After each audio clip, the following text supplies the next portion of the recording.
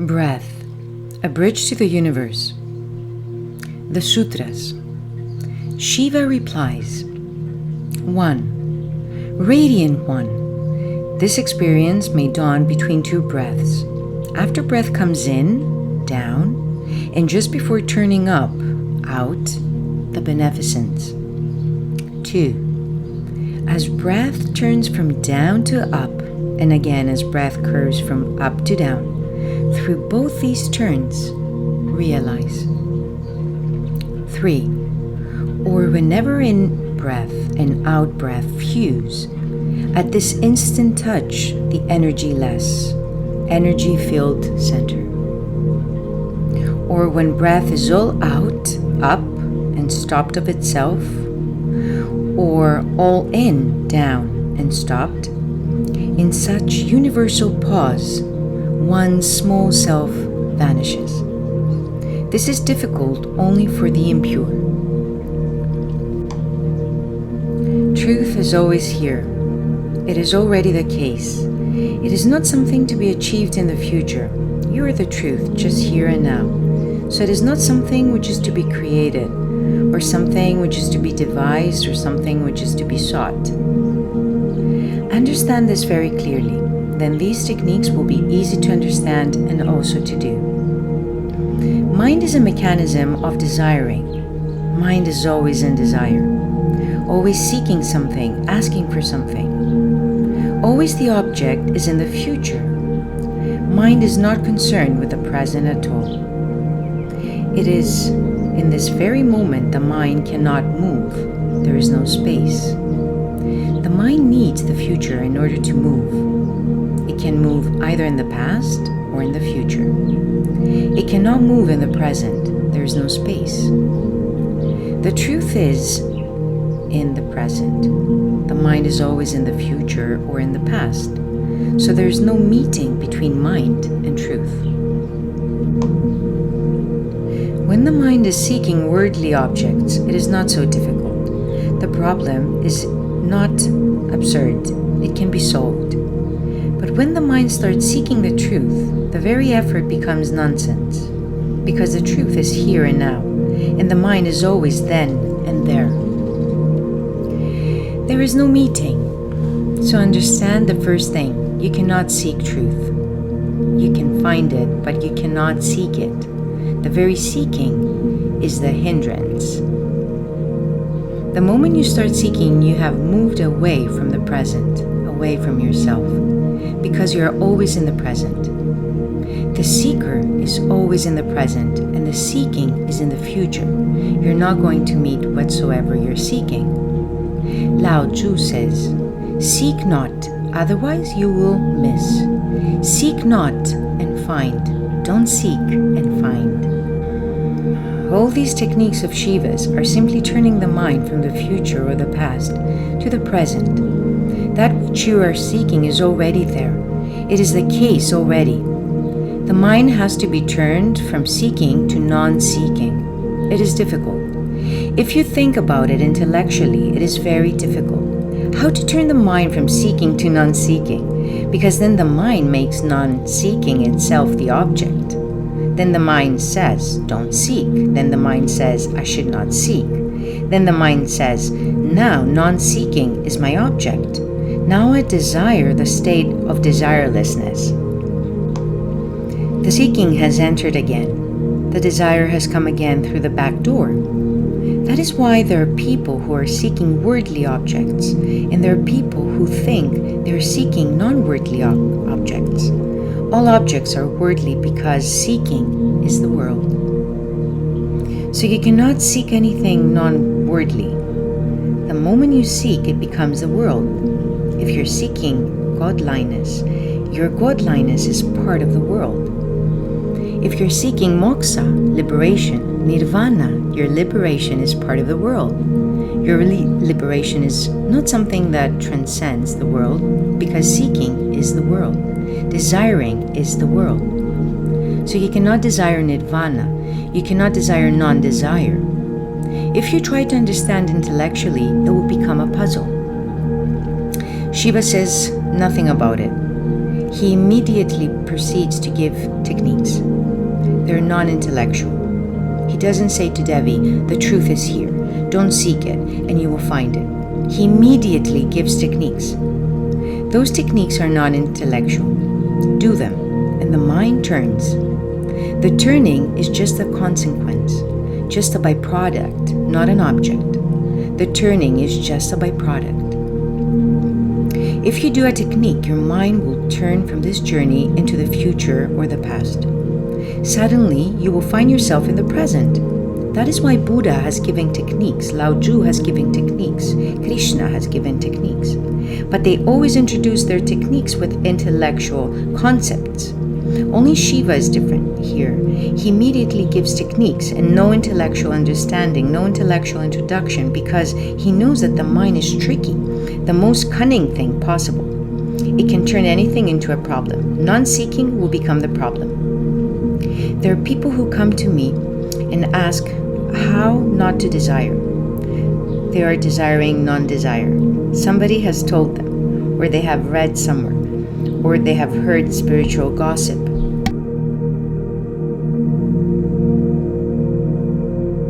That if you do not desire, you will reach bliss. If you do not desire, you will be free. If you do not desire, there will be no suffering. Now their minds hanker to attain that state where there is no suffering. So they ask, how not to desire? Their minds are playing tricks. They're still desiring. It is only that now the object has changed. They were desiring money, they were desiring fame, they were desiring prestige, they were desiring power. Now they're desiring non-desire. Only the object has changed, and they remain the same, and their desiring remains the same. But now the desire has come more deceptive. Because of this, Shiva proceeds immediately with no introduction whatsoever. He immediately starts talking about techniques. Those techniques, if followed, suddenly turn your mind. It comes to the present. And when the mind comes to the present, it stops and it's no more. You cannot be a mind in the present. That is impossible. Just now, if you are here and now, how can you be a mind? Thoughts cease because they cannot move. The present has no space in which to move. You cannot think. If you're in this very moment, how can you move? Mind stops. You attain to no mind. So the real thing is how to be here and now.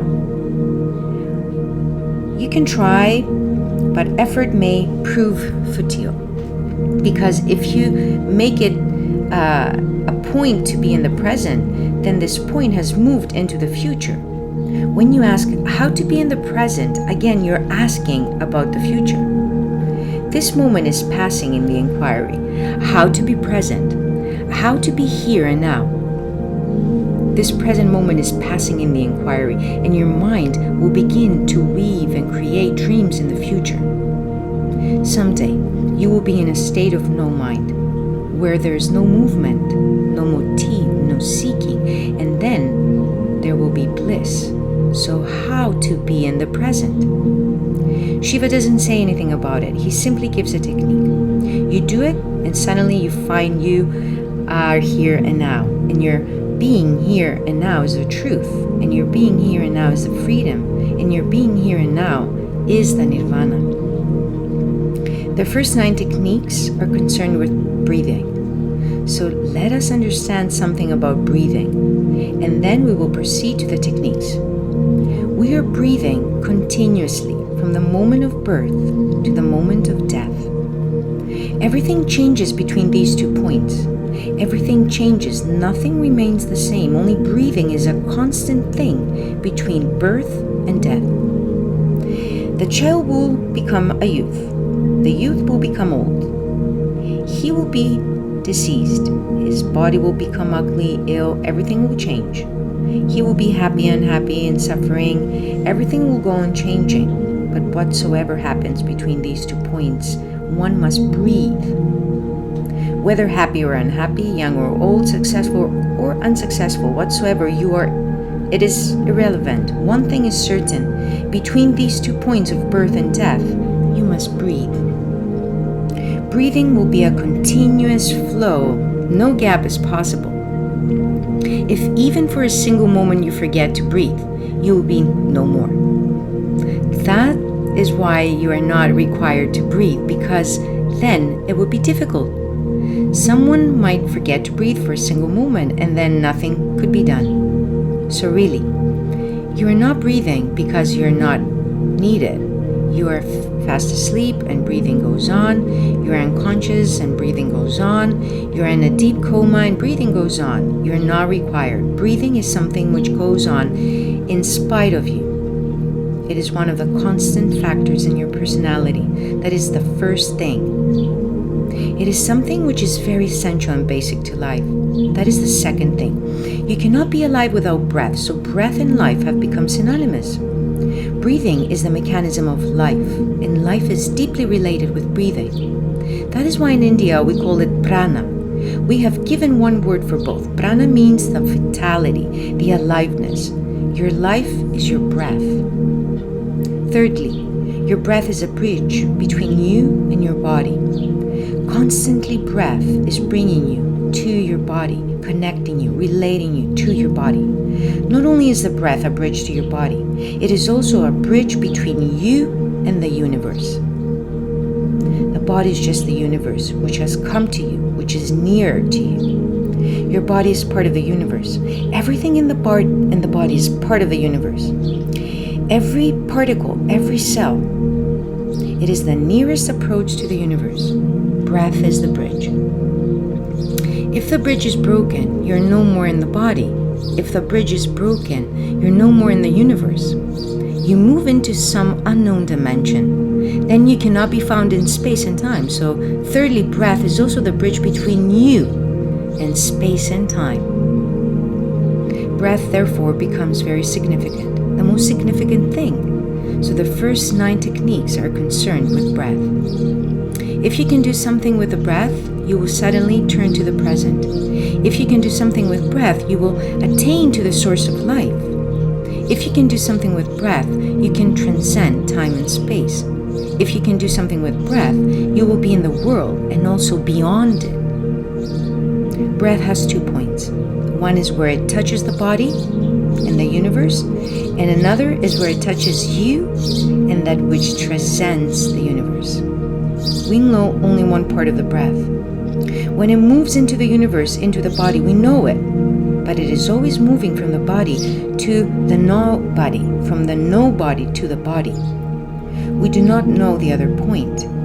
If you become aware of the other point, the other part of the bridge, the other pole of the bridge, suddenly you will be transformed, transplanted into a different dimension. But remember what Shiva is going to say. It is not yoga, it is tantra. Yoga also works on breath, but the work of yoga and tantra is basically different. Yoga tries to systemize breathing. If you systemize your breathing, your health will improve, of course. If you systemize your breathing, if you know the secrets of breathing, your life will become longer. You will be more healthy and you will live longer. You will be more strong, more filled with energy, more vital, alive, youth, young and fresh. But Tantra is not concerned with that. Tantra is concerned not with any systemization of breath, but with using breath just as a technique to turn inward. One has not to practice a particular style of breathing, a particular system of breathing, or a particular rhythm of breathing. No, one has to take breathing as it is. One has to just become aware of certain points in the breathing. There are certain points, but we are not aware of them. We have been breathing, and we will go on breathing. We're born breathing, and we will die breathing. But we're not aware of certain points. And this is strange. Man is searching, probing into space. Man is going to the moon. Man is trying to reach further from Earth into space. And man has not yet learned the nearest part of his life. There are certain points in breathing which you have never observed, and those points are the doors, the nearest doors to you from where you can enter into a different world, into a different being, into a different consciousness. But they're very subtle. To observe a moon is not very difficult. Even to reach the moon is not very difficult. It is a gross journey. You need mechanization, you need technology, you need accumulated information, and then you can reach it. Breathing is the nearest thing to you. And the nearer a thing is, the more difficult it is to perceive it. The nearer it is, the more difficult. The more obvious it is, the more difficult. It is so near to you that again, there is no space between you and your breathing. Or there is such a small space that you will need a very minute observation. Only then will you become aware of certain points. These points are the basis of these techniques. So now we'll take each technique.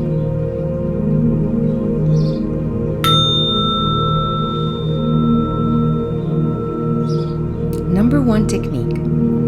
Watch the gap between 2 breaths. Shiva replies, Radiant One, this experience may dawn between 2 breaths. After breath comes in, down, and just before turning up, out, the beneficence. That is the technique. Radiant One, this experience may dawn between 2 breaths. After breath comes in, that is, down, and just before turning out, that is, going up, the beneficence. Be aware between these 2 points and the happening. When your breath comes in, observe. For a single moment, or 1,000th part of a moment, there is no breathing.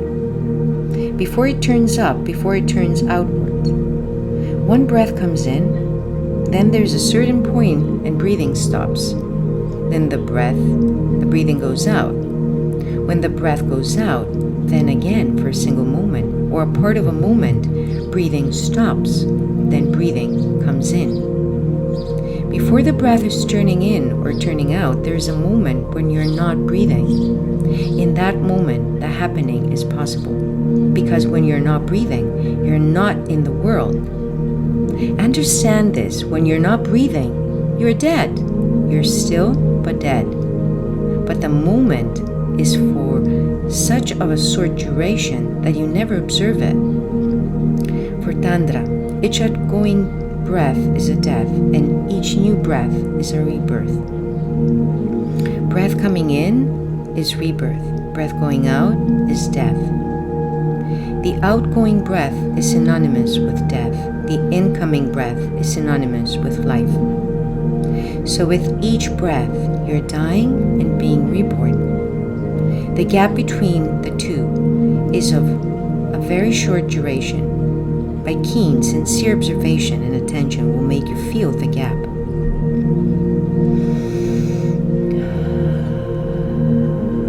If you can feel the gap, Shiva says, the beneficence, then nothing else is needed. You're blessed. You have known the thing has happened. You're not to train the breath. Leave it just as it is. Why such a simple technique? It looks so simple. Such a simple technique to know the truth. To know the truth means to know that which is neither born nor dies. To know that the eternal element which is always. You can know the breath going out and you can know the breath coming in, but you never know the gap between the 2. Try it. Suddenly you will get the point, and you can get it. It is always there. Nothing is to be added to you or to your structure. It is already there. Everything is already there except a certain awareness. So how to do this? First, become of the breath coming in. Watch it. Forget everything, just watch breath coming in, the very passage. When the breath touches your nostrils, feel it there. Then let the breath move in. Move with the breath fully consciously. When you're going down, down, down with the breath, do not miss the breath. Do not go ahead and do not follow behind, just go with it. Remember this, do not go ahead, do not follow it like a shadow. Be simultaneous with it. Breath and consciousness should become one. The breath goes in, you go in. Only then will it be possible to get the point which is between two breaths. It will not be easy. Move in with the breath, then move out with the breath. In, out, in, out. Buddha tried particularly to use this method. So this method has become a Buddhist method. In Buddhist terminology, it is known as anapanasati yoga, and Buddha's enlightenment was based on this technique, only this. All the religions of the world, all the seers of the world have reached through some technique or other, and all those techniques will be in these 112 techniques. This first one is a Buddhist technique. It has become known in the world as a Buddhist technique because Buddha attained his enlightenment through this technique. Buddha said, "Be aware of your breath as it is coming in, going out, coming in, going out." He never mentions the gap between. There is no need. Buddha thought and felt that if you become concerned with the gap between two breaths, the concern may disturb your awareness. So he simply said, be aware. When the breath is going in, move with it, and then the breath is going out, move with it.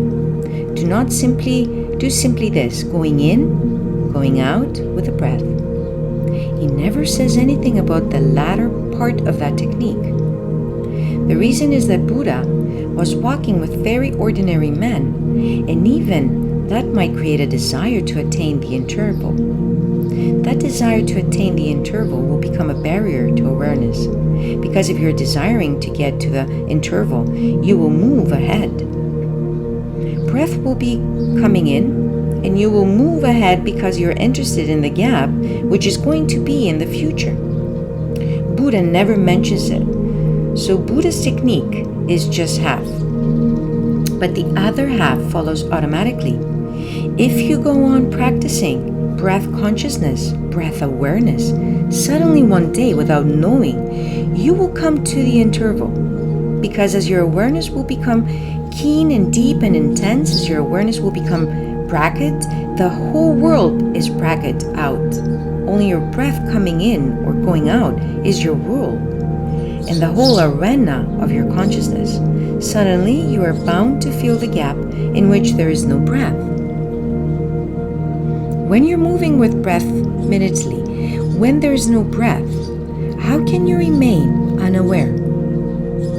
You will suddenly become aware that there is no breath, and the moment will come when you will feel that the breath is neither going out nor coming in. The breath has stopped completely. In that stopping, the beneficence. This is one technique is enough for millions. The whole Asia tried and lived with this technique for centuries. Tibet, China, Japan, Burma, Thailand, Ceylon, the whole Asia, except India, has tried this technique. Only one technique, and thousands have attained enlightenment through it. And this is only the first technique. But unfortunately, because the technique became associated with Buddha's name, Hindus have been trying to avoid it, because it became more and more known as a Buddhist method. Hindus have completely forgotten it.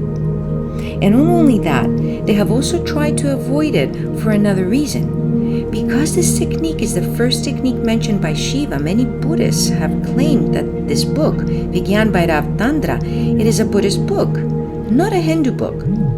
It is neither Hindu or Buddhist. A technique is just a technique. Buddha used it, but it was there already to be used. Buddha became a Buddha, an enlightened one, because of the technique. The technique preceded Buddha. The technique was already there. Try it. It is one of the most simple techniques, simple compared to the other techniques. I'm not saying simple for you. Other techniques will be more difficult. That is why it is mentioned as the first technique.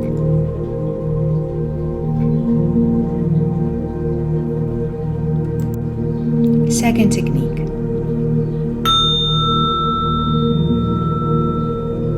Watch the turning point between two breaths. The second technique, all these 9 techniques are concerned with breath.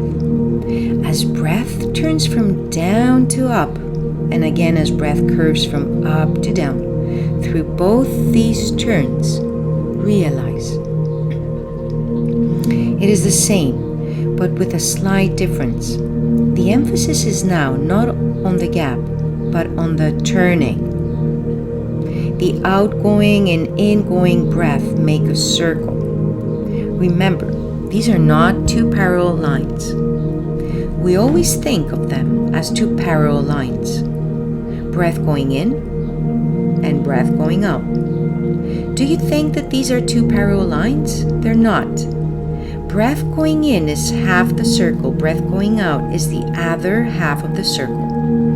So understand this. First, breathing in and out creates a circle. They're not parallel lines because parallel lines never meet anywhere.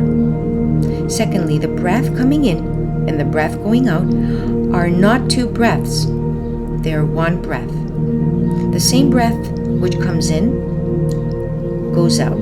So it must have a turn inside. It must turn somewhere. There must be a point where the incoming breath becomes outgoing. Why put such emphasis upon turning? Because Shiva says, as breath turns from down to up, and again as breath curves from up to down, through both these turns, realize. Very simple. But he says, realize the turns and you will realize the self. Why the turn? If you know driving, you know about gears. Each time you change a gear, you have to pass through the neutral gear, which is not a gear at all. From the first gear, you move to the second, or from the second to the third, but always you have to move through the neutral gear. That neutral gear is a turning point. In that turning point, the first gear becomes the second, and the second becomes the third. When your breath goes in and turns out, it passes through the neutral gear. Otherwise, it cannot turn out. It passes through the neutral territory. In that neutral territory, you are neither a body nor a soul, neither physical nor mental, because the physical is a gear of your being and the mental is another gear of your being. You go on moving from gear to gear, but you must have a neutral gear where you're neither body nor mind. In the neutral gear, you simply are. You're simply an existence, pure, simple, unembodied, with no mind. That is why the emphasis on the turn. Man is a machine, a large, very complicated machine. You have many gears in your body, many gears in your mind. You're not aware of the great mechanism. But you are a great machine. And it is good that you are not aware, otherwise you could go mad. The body is such a great machine. The scientists say if we had to create a factory parallel to the human body, it would require 4 square miles of land, and the noise would be such that of 100 square miles of land would be disturbed by it. The body is a great mechanical device, the greatest of all. You have millions and millions of cells, and each cell is alive. So you're a big city of 70 million cells. There are 70 million citizens inside you, that the whole city is running very silently, smoothly. Every moment the mechanism is working, it is very complicated. These techniques will be related at many points with the mechanism of your body and the mechanism of your mind. But always the emphasis will be on those points where suddenly you're not part of the mechanism. Remember this. Suddenly you're not part of the mechanism. There are moments when you change gears. For example, in the night, when you drop into sleep, you change gears. Because during the day, you need a different mechanism for a walking consciousness. A different part of the mind functions. Then you drop into sleep. And that part becomes non-functioning. Another part of the mind begins to function. And there is a gap, an interval, a turning. A gear is changed. In the morning, when you're again getting up, the gear is changed. You're silently sitting and suddenly someone says something and you get angry and you move into a different gear, that is why everything changes. If you get angry, your breathing will suddenly change. Your breathing will become irritated, chaotic.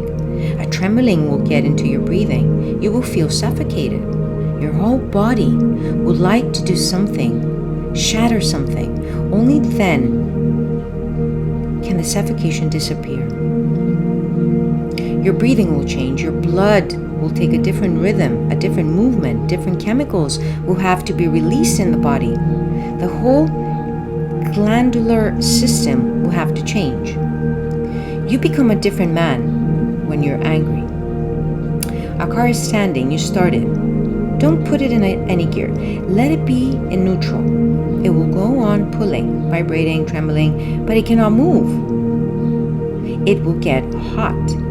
That is why when you're angry, you cannot do something. You will get hot. The mechanism is ready to run and do something, and you're not doing. You will get hot. You are a mechanism, but of course, not only a mechanism, you're more, but the more has to be found. When you get into a gear, everything changes inside. When you change the gear, there is a turning. Shiva says, as breath turns from down to up, and again as breath curves from up to down, through both these turns, realize. Be aware of the turn. But it's a very short turn, very minute observation will be needed. And we're just without any observing capacity. We cannot observe anything. If I say to you, observe this flower, which I give to you, you cannot observe it. For a single moment you will see it, and then you will begin to think of something else. It may be about the flower, but it will not be the flower. You may think about the flower, about how beautiful it is. Then you have moved. Now the flower is no more in your observation. Your field has changed. You may say, that is red, it is blue, it is white. Then you have moved. Observation means remaining with no word, with no verbalization, with no bubbling inside, just remaining with. If you can remain with a flower for 3 minutes completely, with no movement of the mind, the thing will happen. The beneficence, you will realize. But we're not all observers. We're not aware. We're not alert. We cannot pay attention to anything. We just go on jumping. This is part of our heritage, our monkey heritage. Our mind is just the growth of the monkey mind. So the monkey moves on. He goes on jumping from here to there. The monkey cannot sit still. That is why Buddha insisted so much on just sitting without any movement, because then the monkey mind is not allowed to go on its way. In Japan, they have a particular type of meditation which is called Zazen. The word Zazen in Japan means just sitting, doing nothing. No movement is allowed. One is just sitting like a statue, dead, not moving at all. But there's no need to sit like a statue for years together. If you can observe the turn of your breath without any movement of the mind, you will enter. You will enter into yourself or into the beyond within. Why are these turnings so important? They're important because on turning, the breath leaves you to move in a different direction. It was with you when it was coming in. It will be with you again when it goes out. But the turning point, it is not with you, and you're not with it. In that moment, the breath is different from you, and you're different from it. If breathing is life, then you're dead. If breathing is your body, then you are no body. If breathing is your mind, then you are no mind in that moment. I wonder whether you have observed it or not. If you stop your breath, the mind stops suddenly. If you stop your breath just now, your mind will stop suddenly. The mind cannot function. A sudden stoppage of breath and the mind stops. Why? Because they are disjoined. Only a moving breath is joined with the mind. With a mind, a non-moving breath is disjoined. Then you are in the neutral gear. The car is running, the power is on, the car is making a noise, it is ready to go forward but is not in a gear, so the body of the car and the mechanism of the car are not joined. The car is divided into two. It is ready to move, but the moving mechanism is not joined with it. The same happens when breath takes a turn. You're not joined with it. In that moment, you can easily become aware of who you are. What is this being? What is it to be? Who is inside this house of the body? Who is the master? Am I just the house, or is there some master also? Am I just a mechanism, or does something else also penetrate this mechanism? In that turning gap, Shiva says, realize. He says, just be aware of the turning, and you become a realized soul.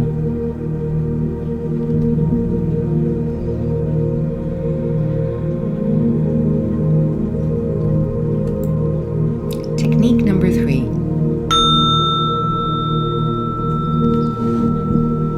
Watch the fusion point of 2 breaths. The third technique.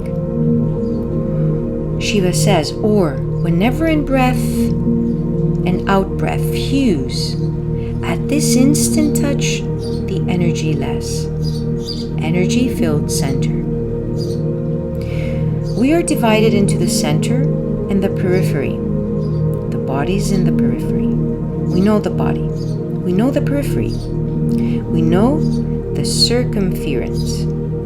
But we do not know where the center is. When the out breath fuses with the in breath, when they become one, when you cannot say whether it is the out breath or in breath, when it is difficult to demarcate and define whether the breath is going out or coming in, when the breath has penetrated in and starts moving out, there is a moment of fusion. It is neither going out nor moving in. The breath is static. When it is moving out, it is dynamic. When it is coming in, it is dynamic. When it is neither, when it is silent, non-moving, you are near to the center. The fusion point of the in and outgoing breath is your center. Look at it this way. When the breath goes in, where does it go? It goes to your center. It touches your center. When it goes out, from where does it go out? It moves from your center. Your center has to be touched. That is why Taoists, mystics, and Zen mystics say that the head is not the center. The navel is your center. The breath goes to the navel, then it moves out, it goes to the center. As I said, it is a bridge between you and your body. You know the body, but you do not know where your center is. The breath is constantly going to the center and moving out, but we are not taking enough breath. Thus, ordinarily, it does not really go to the center now. At least it is not going to the center. That is why everyone feels off center. In the whole modern world, those who can think at all feel they're missing their center. Look at a child sleeping. Observe his breath. The breath goes in. The abdomen comes up. The chest remains unaffected. That is why children have no chests, only abdominals, very dynamic abdominals. The breath goes in and the abdomen comes out. The breath goes out and the abdomen goes down. The abdomen moves. Children are in their center, at their center. That is why they're so happy, so bliss-filled, so energy-filled, never tired, overflowing, and always in the present moment with no past, no future. A child can be angry. When he's angry, he's totally angry. He becomes the anger. Then his anger is also a beautiful thing. When one is totally angry, angry has a beauty of its own because totality always has beauty. You cannot be angry and beautiful. You will become ugly because partiality is always ugly. And not only with anger. When you love and you're ugly because you're again partial, fragmentary. You're not total. Look at your face. When you're loving someone, making love, make love before a mirror and look at your face. It will be ugly, animal-like. In love, also your face becomes ugly. Why? Love is also a conflict. You're withholding something. You're giving in a very miserly way. Even in your love, you are not total. You do not give completely, wholly. A child, even in anger and violence, is total. His face becomes radiant and beautiful. He is here and now. His anger is not something concerned with the past or something concerned with the future. He's not calculating. He's just angry. The child is at his center. When you are at your center, you're always total. Whatsoever you will be a total act, good or bad, it will be total. When you're fragmentary, when you're off-centered, your every act is bound to be a fragment of yourself. Your totality is not responding, just a part, and the part is going against the whole. That changes and creates ugliness. We all were children. Why is it that as we grow, our breathing becomes shallow? It never goes to the abdomen. It never touches the navel. If it could go down more and more, it will become less and less shallow. But it just touches the chest and goes up. It never goes to the center. You are afraid of the center because if you go to the center, you will become total. If you want to be fragmentary, this is the mechanism to be fragmentary. You love, if you breathe from the center, you will flow in it totally. You're afraid. You're afraid to be so vulnerable, so open to someone, to anyone. You may call him your lover, you may call him your beloved one, but you're afraid the other is there. If you're totally vulnerable, open, you do not know what is going to happen. Then you're completely in another sense. You're afraid to be so completely given to someone. You cannot breathe. You cannot take a deep breath. You cannot relax your breathing so that it goes to the center. Because the moment breathing goes to the center, your act becomes total. Because we're afraid of being total, our breath shallow leaves. Our breath just at the minimum, not at the maximum.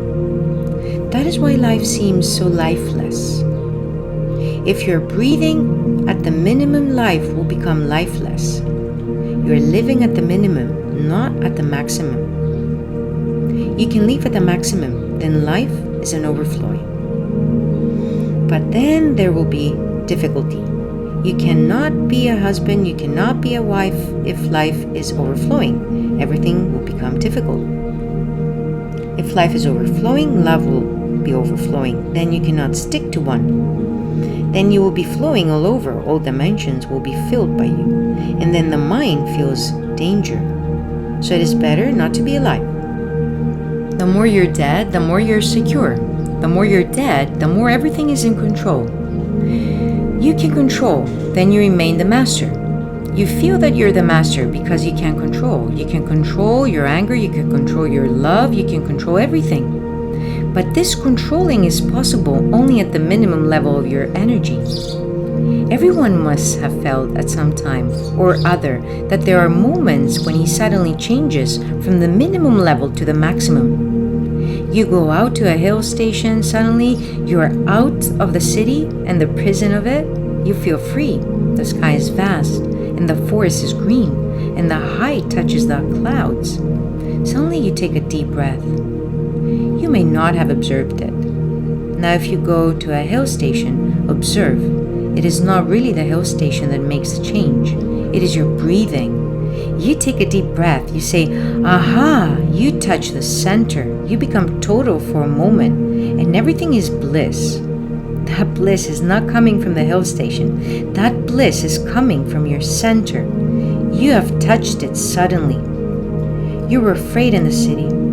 Everywhere there were others present and you were controlling. You could not scream, you could not laugh. What a misfortune. You could not sign on the street and dance. You were afraid a policeman was somewhere around the corner, or the priest, or the judge, or the politician, or the moralist. Someone was just around the corner, so you could not just dance in the street. Bertrand Russell, he said somewhere, "I love civilization, but we have achieved civilization at a very great cost.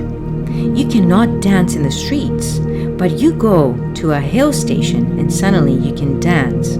You're alone with the sky, and the sky is not an imprisonment. It is just opening, vast, infinite.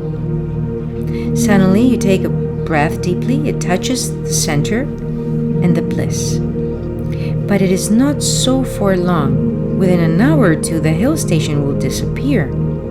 You may be there, but the hill station will disappear. Your worries will come back.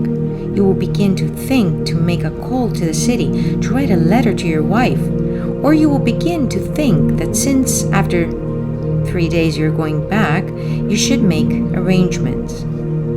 You have just arrived and you're making arrangements to leave. You're back. That breath was not from you really. It suddenly happened. Because of the change of situation, the gear changed. You were in a new situation. You could not breathe in the old way. So for a moment, a new breath came in. It touched the center and you felt the bliss. Shiva says, you're every moment touching the center. Or if you're not touching, you can't touch it. Take deep, slow breaths. Touch the center. Do not breathe from the chest. That is the trick. Civilization, education, morality, they have created shallow breathing. It will be good to go deep into the center, because otherwise you cannot take deep breaths. Unless humanity becomes non-suppressive towards sex, man cannot breathe really. If the breath goes deep down to the abdomen, it gives energy to the sex center. It touches the sex center. It massages the sex center from within. The sex center becomes more active, more alive. Civilization is afraid of sex. We do not allow our children to touch their sex centers, their sex organs. We say, stop, do not touch. Look at a child when he first touches a sex center, and they say stop, and then observe his breathing. When you say stop, don't touch your sex center, the breath will become shallow immediately. Because it is not only his hand which is touching the sex center, deep down the breath is touching it. And if breath goes on touching it, it is difficult to stop the hand. If the hand stops, then basically it is necessary required that the breath should not touch, should not go deep. It must remain shallow. We are afraid of sex. The lower part of the body is not only lower physically, it has become lower as a value. It is condemned as lower, so do not go deep, just remain shallow. It is unfortunate that we can only breathe downward. If some preachers were allowed, they would change the whole mechanism. They would only allow you to breathe upward into the head. Then you would absolutely not feel sex. If we are to create a sexless humanity, then we will have to change the breathing system. The breath must go on into the head, to the Sahasrara, the seventh center in the head. Then come back to the mouth. This should be the passage from the mouth to the Sahasrara. It must not go deep down, because down is dangerous. The deeper you go, the nearer you reach to the deeper layers of your biology. You reach to the center, and that center is just near the sex center, just near. It has to be, because sex is life. Look at it in this way. Breath is life from above downward. Sex is life from just the other corner, from down upward. Sex energy is flowing, and breath energy is flowing. The breath passage is in the upper body, and the sex passage is in the lower body. When they meet, they create life. When they meet, they create biology, bioenergy. So if you're afraid of sex, create a distance between the two. Do not allow them to meet. So really, civilized man is a created, a castrated man. That is why we do not know about breath. And this sutra will be so difficult to understand. Shiva says, whenever in breath and out-breath fuse, at this instant touch the energy-less, energy-filled center. He uses very contradictory terms. Energy-less, energy-filled. It is energy-less because your bodies, your minds cannot give any energy to it. Your body energy is not there. Your mind energy is not there. So it is energy-less as far as you know your identity. But it is energy field because it has the cosmic source of energy, not because of your body energy. Your body energy is just fuel energy. It is nothing but petrol. You eat something, you drink something, it creates energy. It is just giving fuel to your body. Stop eating and drinking and your body will fall dead. Not just now, it will take 3 months at least because you have reservoirs of petrol, okay? You have accumulated much energy. It can run for at least 3 months without going to any petrol station. It can run. It has a survivor. For an emergency, any emergency, you may need it. This is fuel energy. The center is not getting any fuel energy. That is why Shiva says it is energy less. It is not dependent on your eating and drinking. It is connected with the cosmic source. It is cosmic energy. That is why he says energy less, energy filled center. The moment you can feel the center from where breath goes out or comes in, the very point where the breaths fuse, that center, if you become aware of it, then enlightenment. Fourth technique. Be aware when breathing stops. The fourth technique. Or when breathe is all out, up, and stopped of itself. Or all in, down, and stopped. In such universal pause, one small self vanishes. This is difficult only for the impure. But then it is difficult for everyone because he says, this is difficult only for the impure. But who is the pure one? It is difficult for you. You cannot practice it. But you can feel it. Sometimes suddenly. You're driving a car and suddenly you feel there is going to be an accident. Breathing will stop. If it is out, it will remain out. If it is in, it will remain in. You cannot breathe in such an emergency. You cannot afford it. Everything stops, departs. Or when breathe is all out, up, and stopped of itself, or all in, down, and stopped, in such universal pause, one small self vanishes.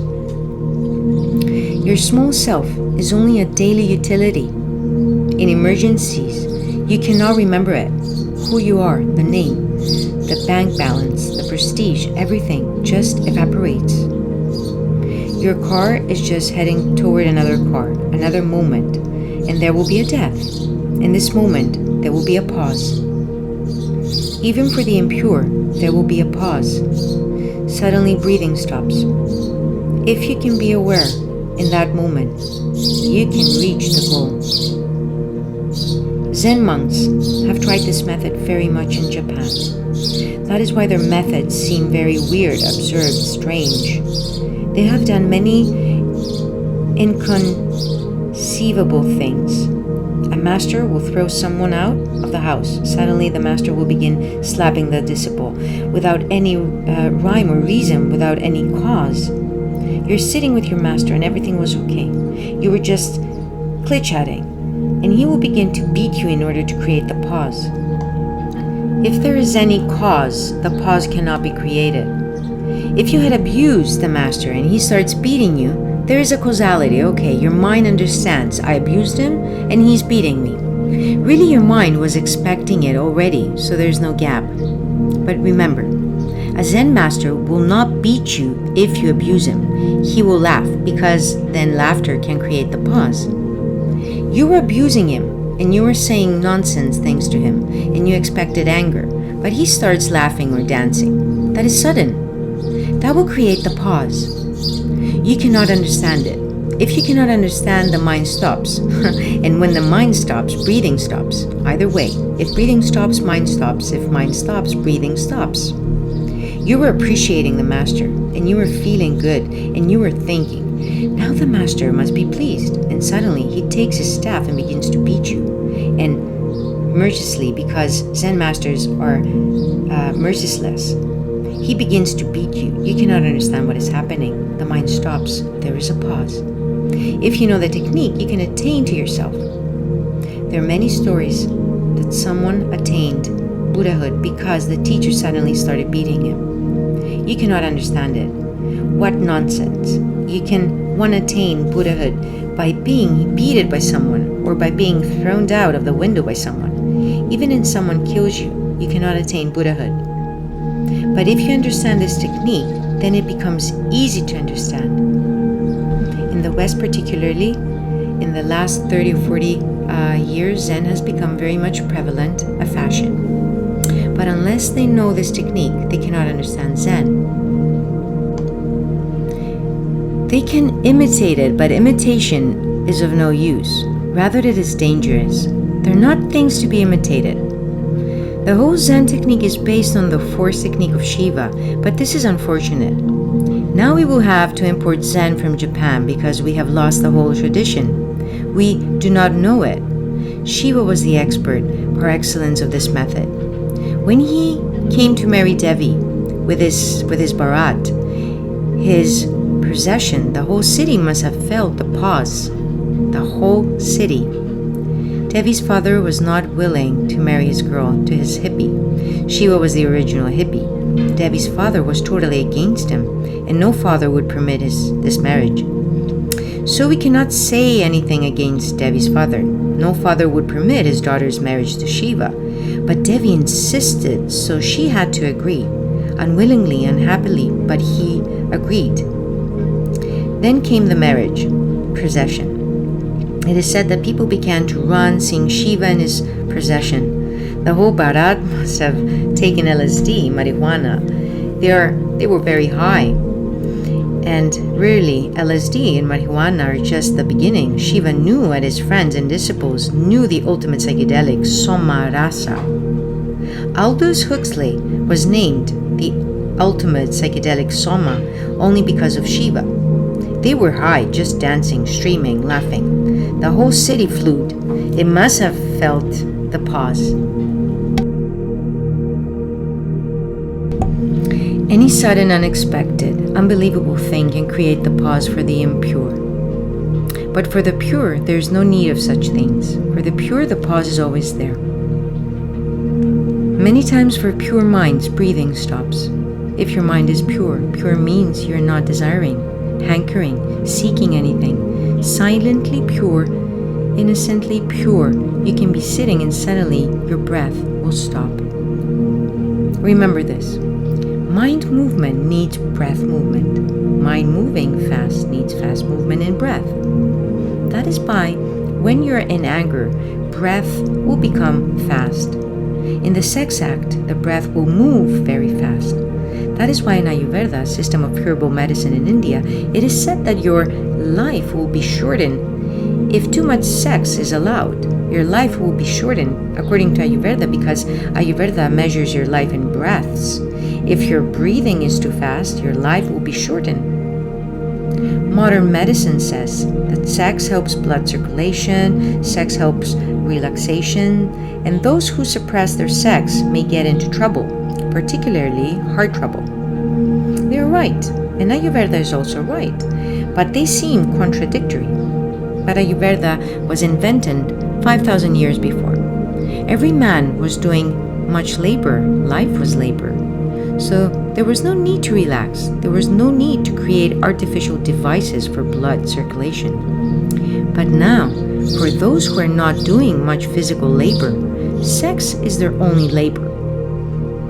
That is why modern medicine is also right for modern man. He's not doing any physical exertion, so sex gives the exertion. The heart beats more, the blood circulates faster, the breathing becomes deep and goes to the center. So after the sex act, you feel relaxed and you can fall into sleep easily. Freud says here that sex is the best tranquilizer, and it is, at least for modern man. In sex, breathing will become fast. In anger, breathing will become fast. In sex, the mind is filled with desire, lust, and purity. When the mind is pure, no desire in the mind, no seeking, no motivation, you're not going anywhere, but just remaining here and now as an innocent pool, not even a ripple, then breathing stops automatically. There's no need for it. On this path, the small self vanishes, and you attain to the higher self, the supreme self. I think this will do for today.